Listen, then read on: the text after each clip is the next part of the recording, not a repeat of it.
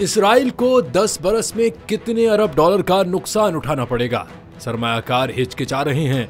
Labour market में शदीद अदम इस्तेहकाम, पैदावारी इस्तेदाद भी घट गई।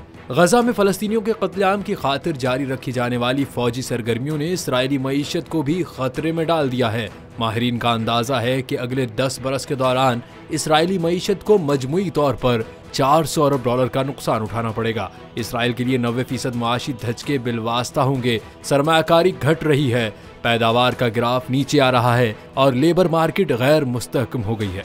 इसराइलियों की अक्सरियत फलस्तीन से तनाज़ा बरकरार रहने के बाइस जहनी उलझनों की असीर है।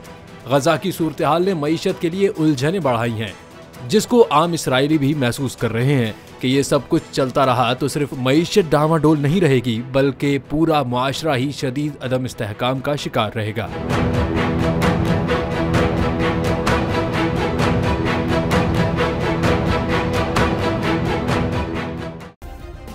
सब्सक्राइब करें और बेल दबाएं ताकि कोई खबर रह न जाए।